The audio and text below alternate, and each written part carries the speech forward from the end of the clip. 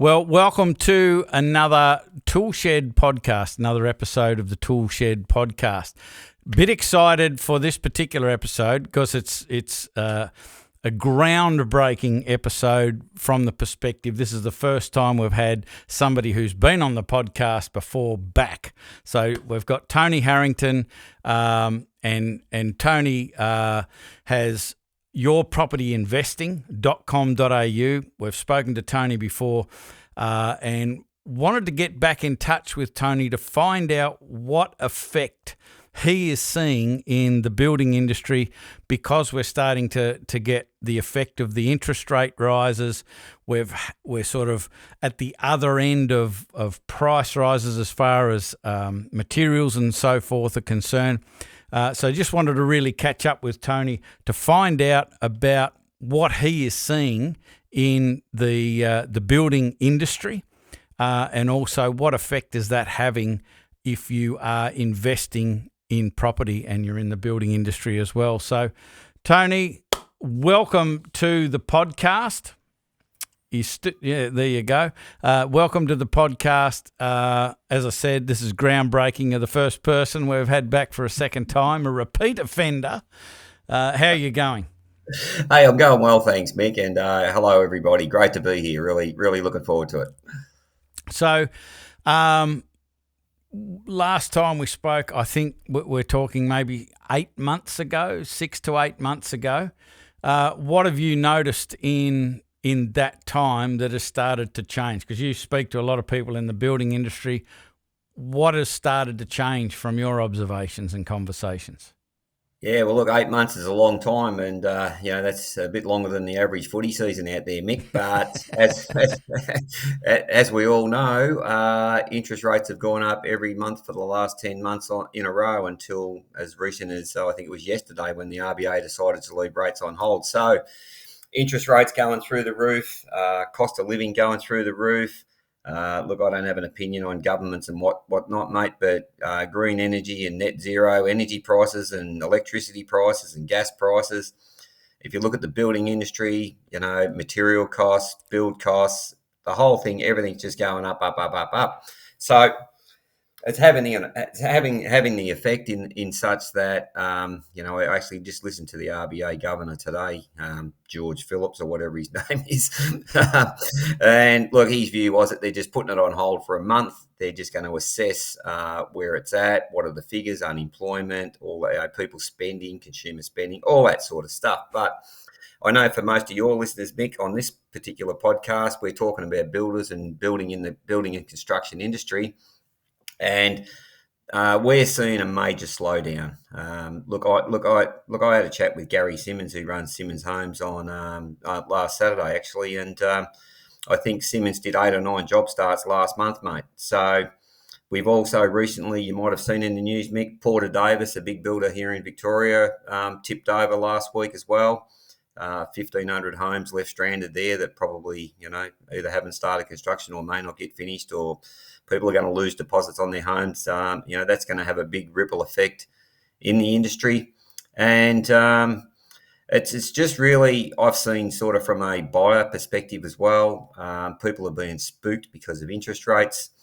The investor market is specifically what I deal in, Mick, and I've still got lots of interest, because there is a bit of a flip side to everything that most people are probably seeing out there in the news. And that's this, is that a lot of people are cashed up. A lot of people are still earning good money. A lot of employment is good in this country. A lot of people put a lot of money away during the COVID. A lot of people are a year or a year and a half ahead of their mortgage repayments, and that's another factor that's playing out too. I think there's something like 660,000 home loans this year that will revert from fixed rates to variable rates. So people are going to go from 1.7, 1.8, 1.9%, and all of a sudden they'll be at 5.7, 5.8, maybe even into the sixes. So who knows? So there's a lot of variables playing out in the industry at the moment. But having said that, I see a lot of opportunity out there, because I've been in the property building space for well over 40 years, but my personal business and property investing I've been in for over 20 years. And the last 4 years, we haven't been able to get any deals off land developers, project builders or whatnot. But the tide's starting to turn. So for people who are in a position who are maybe cashed up, who have got a bit of money behind them, got some good equity in their home, they want to build their wealth, they know that superannuation and the stock markets isn't the answer. I really believe we're going to see some massive carnage in that space over the next period of time. Look, really, unfortunately, the downside to superannuation, and this goes back to the game plan that most Australian working families are following, is that they're out there trying to pay off a house. Interest rates are going through the roof. Cost of living's going through the roof. They're trying to raise kids. They're trying to raise a family. They're working their backsides off, trying to build their businesses, out there trying to earn a quid. And yet, on the flip side, money that's going over into supermarkets, stock markets are volatile. The banking industry's falling in a heap. There's a heap more crashes to come with that, with the intel that I'm starting to see. But the challenge with super is people don't have any sort of control over what's going to happen in that particular sector of the market. So for me, I've always said to clients, here's the best thing you can do. Number one, build a cash buffer, right? Get a cash buffer behind you for rainy days. And we're going to head into some pretty rainy, stormy times, okay, going forward. Number two, get your house paid down as quick as you can, as fast as you can, and get that debt knocked off. Number three, have superannuation, not a problem with that. But number four is, hey, get yourself some other forms of investment that are going to give you a bit more control and a bit more security. So it's a bit of volatility happening out there. I think everyone's going to be aware of that, Mick. But at the end of the day, there's opportunities out there. And I think people who are in a position to maybe move forward, there's going to be winners, there'll be losers, unfortunately. And for people who are in the right space and in a good position, they can do well out of all this. Yeah. So you mentioned interest rates are going up. You also mentioned the Porter Davis thing. I actually read it was 1,700 homes that were sort of half finished or, not completed. And the builder isn't there to finish it, which is just a nightmare for the family, Trying to get another builder to finish a property where another builder started is very, very, very difficult, and for 1,700 of them. But I'm just interested in any insight you've got or from any conversations that you've had in the last week or 2 weeks since this has happened. What are builders starting to think about how like a large builder like that going under? How is that in the mind of the smaller builder affecting the smaller builder? Have you had any of those conversations? Look, generally, mate, my experience in the building industry has been that you get sort of a medium-sized building company doing, 150, 200, 250, 300 starts a year. If they're well managed and they can foresee where the markets are moving and they make adjustments as they go, those sort of companies sort of do well and keep on going on. A few of the guys that I deal with in my space, they foreseen stuff like this 18 months ago. They rejigged their business plans. They rejigged how many starts they could do. They rejigged how they order materials. They rejigged how they manage their trades in and out of sites, into areas, all this sort of stuff. So they were very proactive in trying to counteract it. But the problem with the smaller guys is that, generally speaking, Mick, they sometimes they don't have those skills. Sometimes they don't manage themselves well enough. Sometimes they don't perceive what's sort of moving ahead. And the other thing, a lot of things that I've seen with smaller builders in the construction game, they don't have good cash flow. They don't have a good cash buffer sitting behind them, and they're sort of juggling from job to job. Hey, let's go and do a slab here and we'll get paid that. Let's get the frame up over here. We'll get paid that one. Let's get this one to lock up. We can get a claim in here. And they're always juggling, moving from one to the other, and the goalposts keep on changing. And the sad part about, a big company like Porter Davis going down, not only does it affect the people who are buying the houses, but it's got a domino effect throughout the building industry in such that it affects suppliers who won't be paid. It affects subcontractors who won't be paid. I had a mate of mine that I played golf with last week. One of his buddies has got a scaffolding company that Porter Davis, this is his figure, not mine. He said they're into him for about 600,000, and he's got about 2,000. He's got about 2,000 tonne of scaffold sitting out on all these housing job sites, right? But then that particular guy, how does he manage his business? Then he's got his wife, his family, his kids. He's got his house. He's got workers that he can't pay.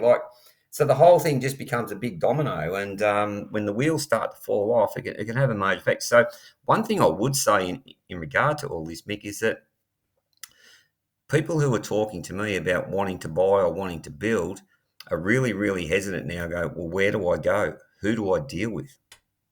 How do I know this builder's going to be right? Mm.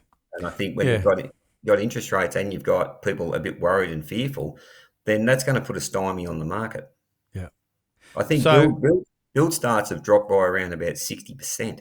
yeah, we're hearing Right? that, and Yeah. so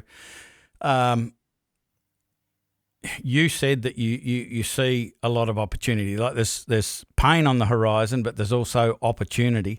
And you mentioned a bunch of things, and I wouldn't mind going back over a few of those things in a bit of detail. You mentioned that they changed how they are doing business, but you also said things like paying your home off earlier, and getting a chunk of cash, and starting to really pump that sort of cash reserve up as a bit of protection. What are some of the tactics, if you like, suggestions that you've got to help people do that? And I think this is really important, because I know that as soon as this sort of stuff happens and everything's tightening up, people just sort of cover up and hope for the best. And I don't want people to be relying on a hope strategy.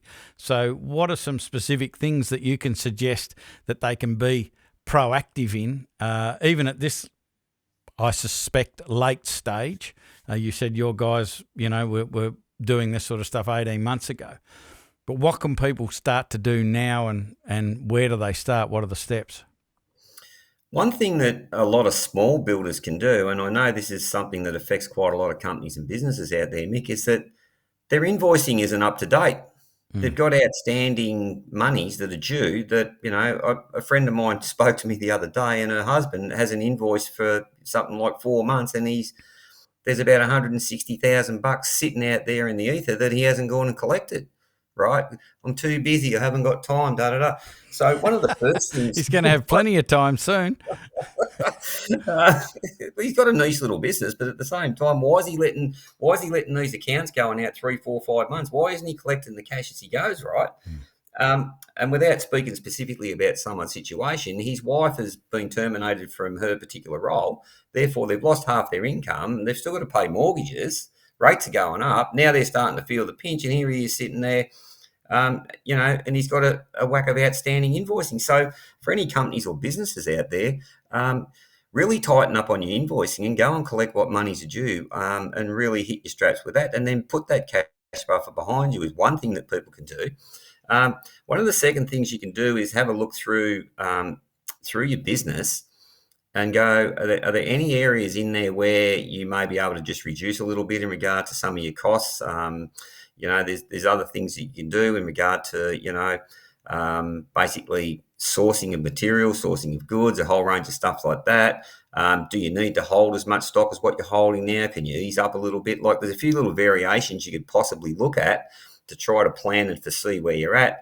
But then on an individual basis and the household basis, this is pretty hard to say to people, but are there any ways you can maybe reduce a few costs inside your own personal life? And I know that one thing that I do with all my clients, I do what's called a cash flow calculator. And there isn't a client that I've seen, Mick, that hasn't been able to wipe $200 a week off their weekly expenses, because look, we all like to blow a bit of money, we all like to have a bit of fun, and if you can just sort of pull back on a little bit of stuff here and there, you'd be amazed how quickly a couple $100 a week can be tipped back into your money and into your finances, and build that little cash buffer for your own home economy as well, so that your household's not sweating either. And if you work on what I call a bit of a 10x model, if you can put away $200 a week in savings or extra money that you can just sort of put aside, 10x it, multiply it by 52 weeks of the year, that's 10,400 a year. Multiply that by 10, so 10x 10,400, that's 104,000.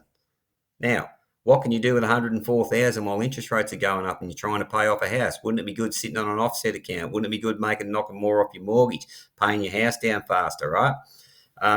There's a few variables that people can look at from that perspective. But the thing that I teach when it comes to property and property investing, and most people don't know it or because they don't understand it and they've never been shown, is that if you've got a position where you've either got equity, you've got a sum of cash you can afford to invest today, and there's good buys out there in the market, and I can get discounts on land, I can get discounts on builds, we can get upgrades. There's a whole range of things that we're starting to see now, which we haven't seen for 4 years. Number one, if you can make money the day you buy, that's great. But number two, if you're in the position to do it, when you invest, you can pay less tax. When you pay less tax, you can use that taxable tax break money that you get, and you start putting it over in paying off your mortgage and getting rid of that sort of debt at the same time. And that's a strategy that we teach. So really take stock of everything you've got, what's going in your business, take stock of what's going on in your personal life, and where can you really make some significant steps and changes that can really alleviate a bit of the pressure. And, one thing I think people should remember is that we've had probably 12 years of really, really good times right here in Australia, right? We've had interest rates going down for 12 years. So people who are sort of late 30s, maybe even 40s, probably haven't seen tough times. They probably haven't seen interest rates go up. They haven't seen the cost of living go up. It's been, happy days, right? It's been pretty good times right across the country. So for most people, it's going to take a little bit of time and a little bit of adjustment. But here's one thing I'd say to people is don't go stressing out, right? Because financial times, tough times have been here before and they'll be here again. But over a period of time, they will pass and we will get through. So all you can really do is try to adjust your mindset, adjust your focus, and adjust the things that you can take control of. Because we really can't control the economy. We can't control the RBA. We can't control the banks. We can't control what happens around the world. We can't control what happens with stock markets. So we have to try to take control of the things that we can control. And if you can keep your focus in there and run a tight ship in that regard, that over a period of time, mate, we'll walk out the other side and, we'll be bigger and better and stronger for it from the experience. Yeah. Yeah. A couple of things going through my mind when you were talking about particularly, some certain age groups haven't experienced some pain, and my mind immediately goes back to the first house that we bought back in the late 80s, I think 1988, and we were paying 19% and on the mortgage. And the funny thing is when you talk to other people around about our same vintage about that, and we've had the same conversation with our kids. Like our kids are sort of in their mid to late 20s and early 30s, buying properties and so forth, and giving them that advice about pay it down as quickly as possible and because you never know when the interest rates will go up, and they've been used to 1% and 2% and 6%'s freaking them out, and you go, well, you should try on 19%. And every time you mentioned it, and everybody has the same response with their kids, is they go, oh, Dad, and they roll their eyes as if that'll happen. It's like you've lost your mind, and you've got you're out of touch with reality. But the other thing that I thought was excellent was, and I think this is really worth focusing in on, is you said that the problems aren't out there. Like we can't control the interest rates, we can't control government decisions and Reserve Bank decisions and all of that sort of stuff. But there are so many things that we can control within our business that are just based on our choices and decisions, like your old mate who's got 160 out in the ether and is too busy to invoice. Like it's just craziness. Yeah. Look, what about little things like software programs? I don't know about you, but in my period of time running my own business here is that I bought all these different software programs over the years. Half of them I don't even use anymore. I'm paying these monthly subscriptions. I just went through bank statements and stuff, right? I reckon I could save probably $500 a month chopping out a few of those that I don't even use. Half of them I can't remember why the hell I bought them in the first place. It is, yeah. I do. I have exactly the same experience on a regular basis. But again, we had a conversation in Black Belt today with a chappie who was talking about wealth creation and so forth. And And one of the things that he suggested, which is like, when he tells you, you go, no, why didn't I think of that? It's what I tell everybody all the time about other stuff. But if you want to manage your wealth, you need to schedule the time in to do certain things, to check, is there a hole in my bucket, dear Liza? Like, are there holes that I can just block up and stop the bleeding? Simple things like that, and planning, like having an objective for the future, whether it'll be in 12 months or 5 years' time. What are some of the things that you suggest to your people about planning and getting clear on what they're trying to achieve, rather than just making more or being financially free, or this sort of, motherhood bullshit statement that doesn't, it's got no clarity and no power in it at all? How do you go about convincing people that they need to decide on an objective? Because you can always change the objective down the track. You can make it bigger, but you've got to have something, surely. Yeah, I mean, let's talk about people in business for a start off. Why are you in business in the first place, right? I run a workshop for a company in Melbourne a couple of weeks ago that have got a network of businesses underneath them. And one of the first things I said, well, what's your purpose? Why are you in business? What is it you're trying to achieve? And if you look at most tradies, Mick, they'll go and get the apprenticeship. They'll finish their 4 years. They've been working with, Bob the builder, or Freddie the electrician, or whoever, right? And all of a sudden they go, what, I might just go out on my own. I'll start a business, right? I spoke to a young guy last night, a young spark. He heard me speak when he was an apprentice. He's now running his own business. And, what's your purpose for having a business, okay? Yeah. What is the goal that you're trying to achieve? And I'll guarantee it'll come back to one or two things. It'll come back to people wanted to have more control of their own lives, and they wanted to be able to build something that was be able to create a life and a lifestyle for them and their family. And I'll guarantee you that probably 95% of people out there are so far off the mark, it's not funny, because it hasn't worked out that way. It's turned out they've bought themselves a job. They're spending all their time doing what they're doing. A lot of them don't like what they're doing, unfortunately. There's pressure on the family, pressure on the house, pressure on their relationships, pressure on their health. And they don't sit down and take the time to say, hey, where am I really heading with this? Mm. What's my goal here? What's my objective? Like, if we were going to have a game of darts and I wanted to hit a dartboard, I wanted to hit a bullseye, but I didn't know where the dartboard was. Well, where the hell am I going to hit it, right? And people in life, Mick, here's what I find. Australia's a great country, mate. We all love a beer and we love getting out on a weekend and having a good time. But most people that I've dealt with in my time, and not just when I've been running this business, but even when I was working on building sites, everyone was just working for the weekend. Yeah, mate, I just got to get to the weekend, mate. Can't wait till I get paid. Yeah, I can't wait for the week. Yeah, they're just all they're focused on is this weekend.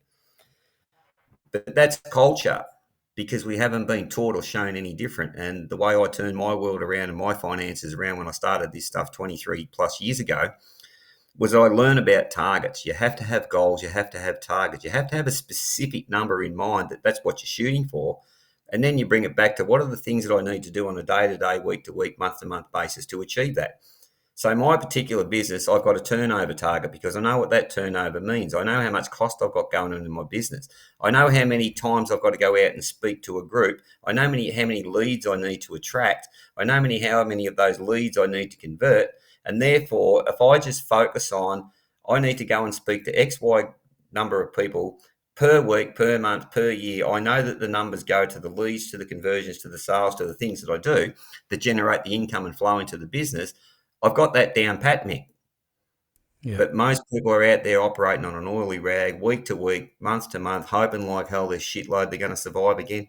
And unfortunately, sometimes adversity is the catalyst for people to make that change. And my adversity came back in 1994 when I bought a franchise business and I got ripped off and lost every cent I had.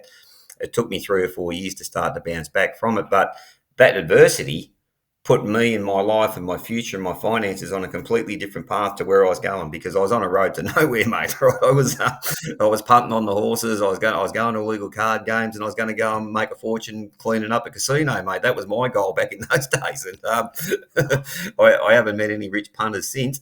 But For everybody out there, I think it's really, really important that you do have these goals, that you do have a specific number, a specific target.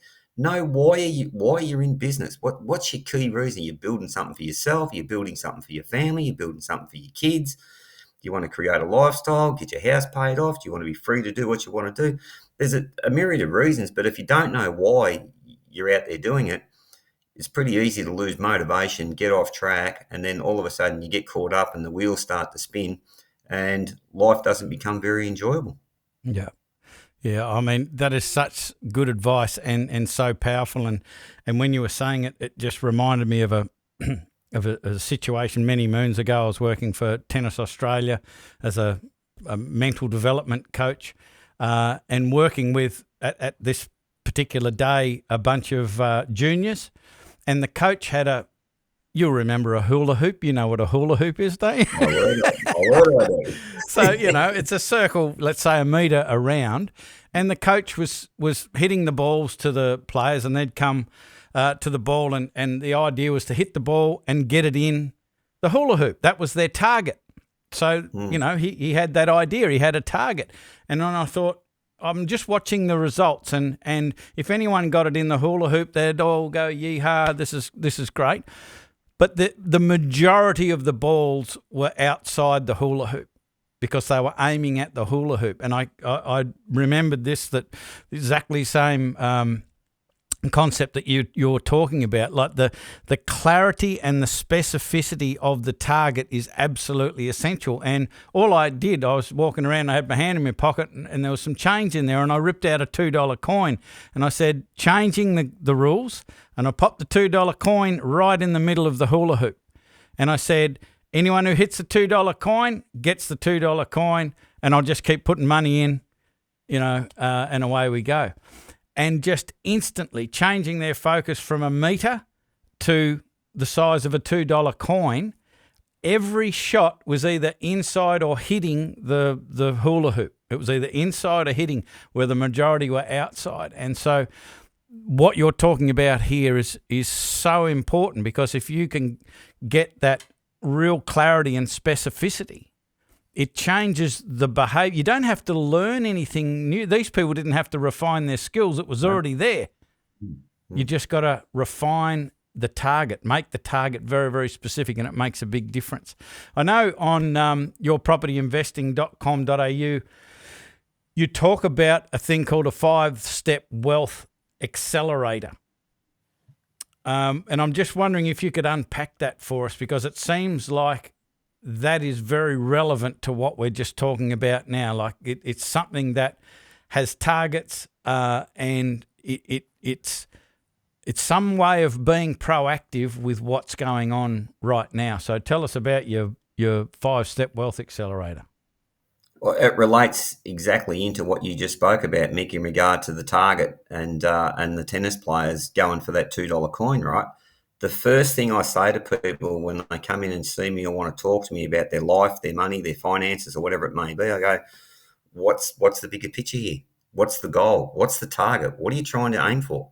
Most people haven't got a clue how much money they will need when they get to retirement age. Or do you want to retire when you're 60 as opposed to 67?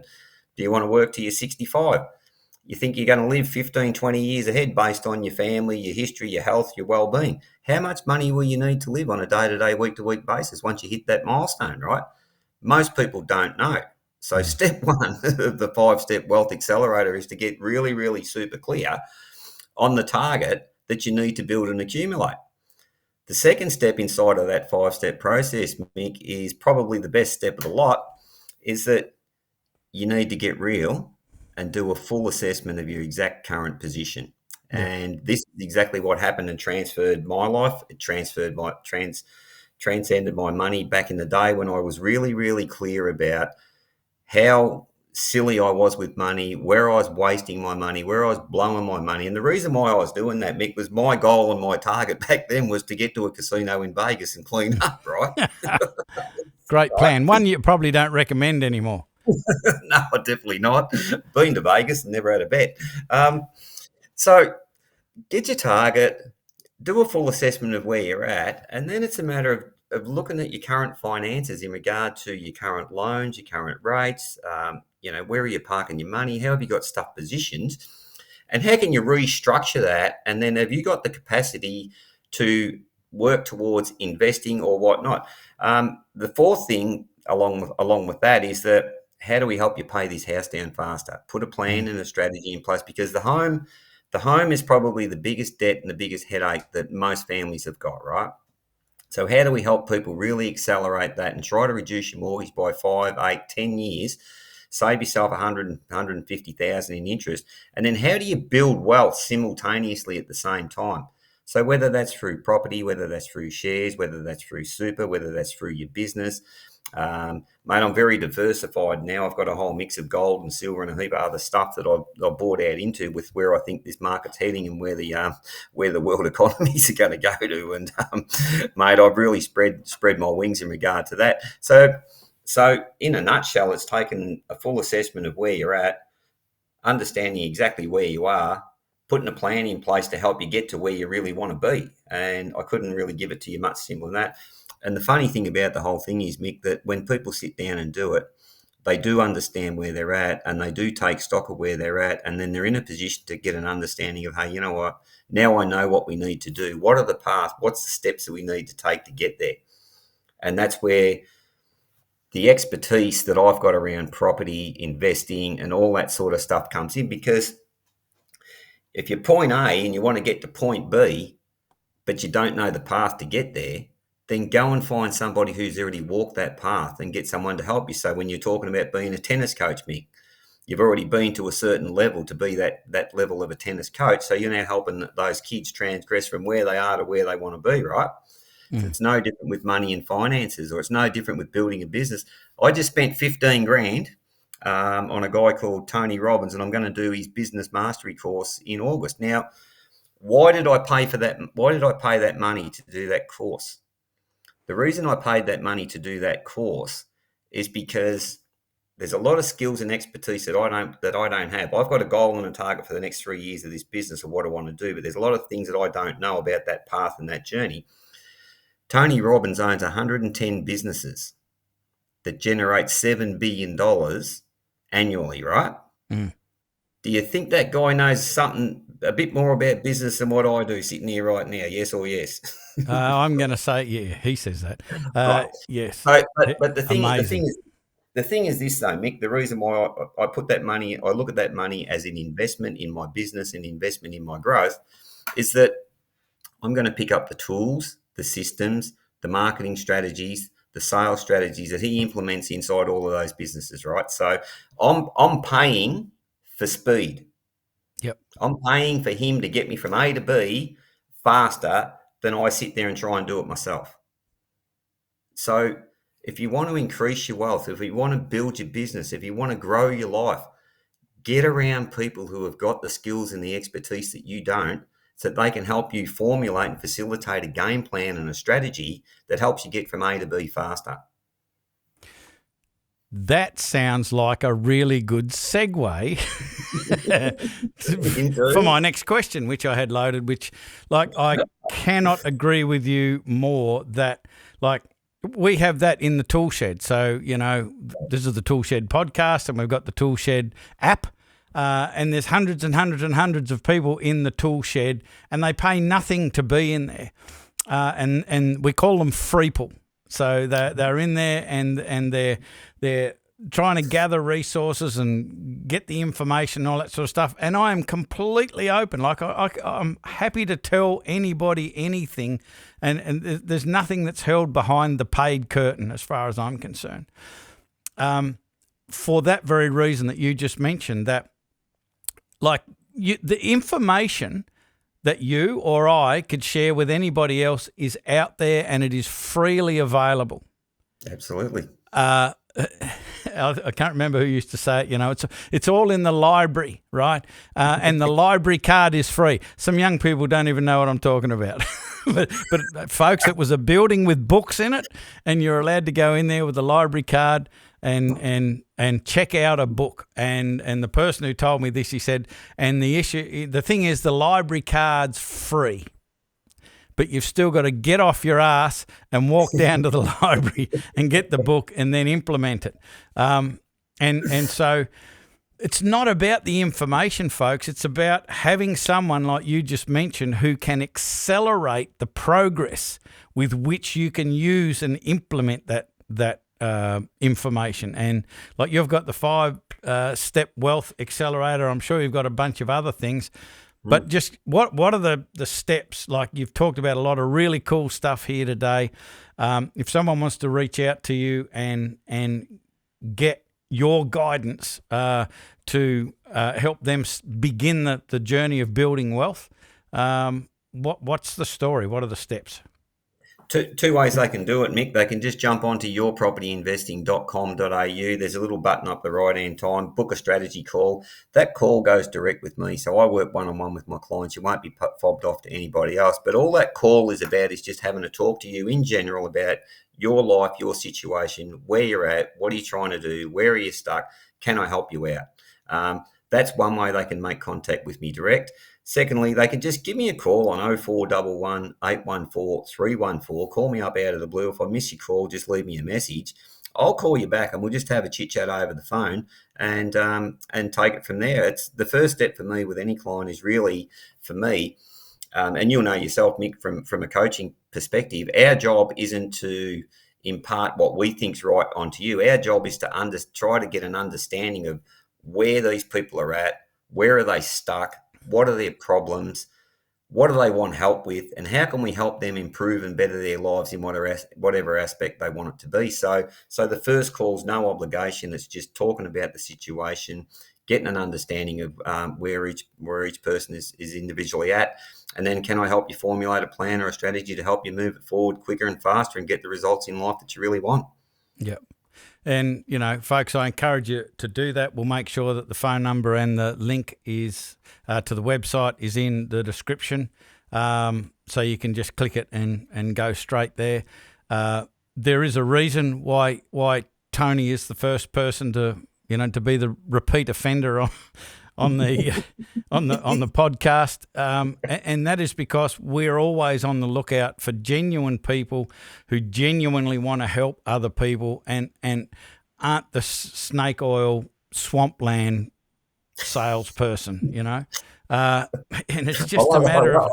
I love that analogy, Mick. Yeah, but it's we just want to have a conversation. That's it. No big. I know in the building industry, and I know also in the property investing space, mate, they're what do you call them? Snake oil. Snake oil salesman. Right. I know that inside out what's out there in the industry, and that's why I positioned myself and set myself up the way that I did when I first started and built this business. So that really resonates with me because one thing that I do pride myself on is the client comes first. Yeah. Let's do the right thing, because I look at it this way. I look at life this way, Mick. You and I are both on here sharing because we want to expand, we want to grow, we want to help people do better, right? Yeah. It's the same when we're working with the clients, is that if we can help your life be better, we can help you get to where you want to be and you get to live the life that you want to live, then we do the right thing by you. Guess what? You'll probably tell someone else, hey, look, I dealt with Tony. Hey, I dealt with Mick. And that's the way the world goes around. Yeah. We don't need to be dragging people in, doing shifty deals and doing shonky shit. There's enough of that crap that goes on out there in the world, mate. But let's put ourselves in a different position and really position ourselves from a position of one of the things that Tony Robbins teaches, he says, give more value than what you want to get back out of it, and focus on the value that you bring to other people. And for anyone that's listening out there who's running their own building firm or construction business or whatever it may be, focus on adding value. Focus on giving value. The talk I did at the scaffolding company in Melbourne the other week was no charge to it. I went there and my sole purpose was to give value. But already the owners have already spoken to someone else who's already spoken to someone else who's already spoken to me, right? So if you go out with that attitude, especially it's very rare and it'll be very unique in the building industry, go out with that attitude that you're there to help, that you're there to add value to other people's lives, and it'll come back to you tenfold in a million different ways. Yep. not a truer word spoken. It's something we talk about in Builders Business Black Belt with our members all of the time. The product isn't the house at the end of the driveway. The product is the quality of your client's experience, and it doesn't matter as stuff how good you are at the technical stuff and the building, and it's beautiful and it's strong and it won't fall down and it doesn't crack and it's amazing, but that's actually not what the client's focused on. Like, that's their expectation. They want you to build something that's quality. It's their experience. It's about how well you listened to them, how well they felt understood, all of that sort of stuff. And it's just about value.